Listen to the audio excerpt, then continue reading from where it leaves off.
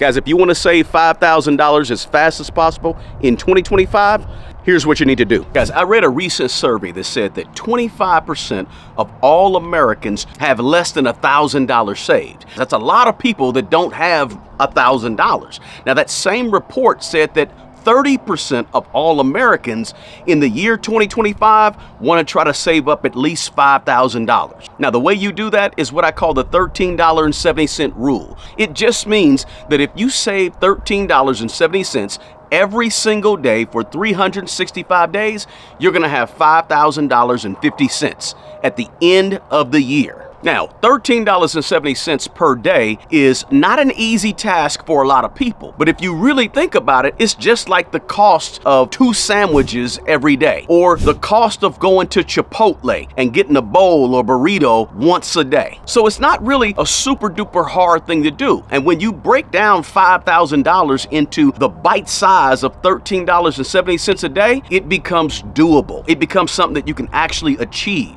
Now, how do you get there in 2025? Let me give you some real practical things that you can do. Just some money saving tips. Now, first things first, you got to get organized with a budget, because you got to see what money you have coming in and what money you have going out, because you're going to have to tighten your belt just a little bit here and there to get this $13.70 per day to reach this $5,000 fast in 2025. And with that organization and that budget, you want to set yourself a money goal, and your money goal is going to be $5,000 in 1 year. And then, of course, you want to prioritize needs versus wants. When I do a budget, I always, every single month, I have my needs at the top of the budget and my wants are towards the bottom of the budget. Just me prioritizing them in my brain and on paper. So every single month for the year of 2025, you need to do a unique written budget. Written could be, again, on spreadsheet or piece of paper, but that budget has to be unique to each month, and you got to be willing to go back and revisit that budget towards the middle of the month. Don't just make it at the beginning of the month and leave it and forget about it, but actually go back and check it and see how you're doing. Now, the second thing you got to strongly consider in the year 2025 to reach this goal of $5,000 saved is you have to consider food. Food is a major purchase for a lot of people, guys. It's something we spend money on oftentimes every single day. So my advice would be to, instead of going to lunch every day at your job where you go out and get a sandwich or whatever you go out and get, instead cook at home. Bring your meals to work. And I don't care if it's a breakfast meal and a lunch and maybe even a dinner. Whatever you got to do to stay away from the fast foods and spending $10 and $15 on a sandwich every day. Instead, I want you to be putting aside $13.70 every day to reach this $5,000 goal fast. That means you got to plan your meals, you got to plan your shopping list, you got to plan what you're going to buy at the store, at the grocery store. You have to be strategic about grocery shopping and strategic about not giving into the temptation of spending that $13.70 on fast food. Now, another thing you can do is cut back on some of the big stuff. It could be big stuff like rent. Meaning you may have to consider changing your life situation in terms of where you live, your shelter. Maybe instead of living by yourself, you take on a roommate, you live with a cousin, you move back in with parents. Whatever it could be, you may have to change something big like that. Right? It could be transportation. But listen, if you're organized and you have your budget together in terms of your expenses and you understand them, you can take a good, solid, long look at your budget to figure out what are some big ticket items that you spend money on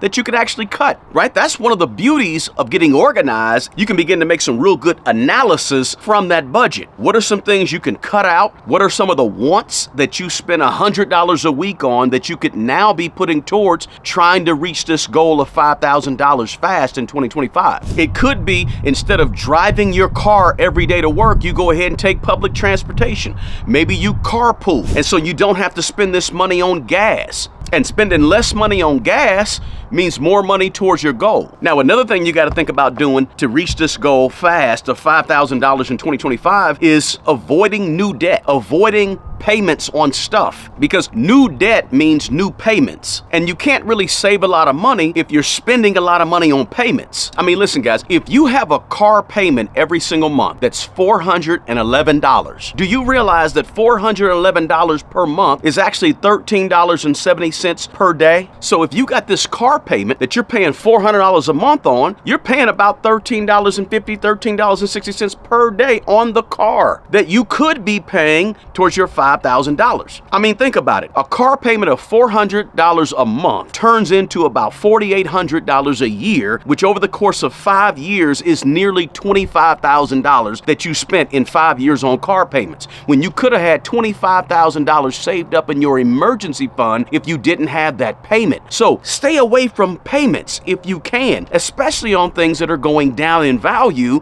when you're trying to get this savings goal of $5,000. And you also want to try to avoid, in the year 2025, spending as much money as you've spent on discretionary things like self-care. Like, you could do self-care for free, to be real with you. Look, if you live anywhere in America, you got a park service. Sometimes there's free concerts in the park. Sometimes there's free walks in the park in nature. Sometimes there's free hikes. Sometimes there's free music that you could listen to on your cell phone or on YouTube. Sometimes there's other free events, right? There's free books you can read at the library, or you can buy books. You can engage in your least expensive, most fun hobby and save money that way. But you got to get to a point where you understand the value of free or super duper inexpensive self-care. Listen, everybody needs to take care of their mental health, but the one thing you want to learn to do is take care of your mental health with as little money as possible. Because in my opinion, guys, the best things in life typically are free and outside, right? So try to get your entertainment for less. Try to get your self-care for less, whether it's exercising, dancing, writing in a journal, like I said earlier, reading books and hiking and taking walks in nature, gardening, drawing, cooking, growing your own food. There's lots of things that you could do, lots of new hobbies you could take up in 2025 that are free or don't cost a whole lot of money, but can give you a lot of satisfaction and provide a little self-care for you along the way. Now, in order to actually implement this $13.70 rule, you may have to end up ultimately making a little more money, right? You can only cut your expenses so much. You might have to try to make some money, a side hustle, a side gig, maybe even a part-time job, some additional overtime at your current job. Speaking of current job, don't cut back on your 401k just to give you this additional money. Try to go to work in other areas that I'm talking about in this video to get that extra $5,000 in 2025. Because I don't want to see you lowering your investment rate just to do it. I think there's many ways to get to the $5,000 goal without touching your 401k or your retirement accounts. But through additional sources of income, it's possible to actually get this additional money throughout the year if you have a side hustle or some other place you're getting money from. Remember, we're working off of a budget, and a budget has two sides to it. Expenses that we talked about controlling, and also the income side. So you first look at the expenses. That's the quickest and easiest thing you can do, is cut expenses.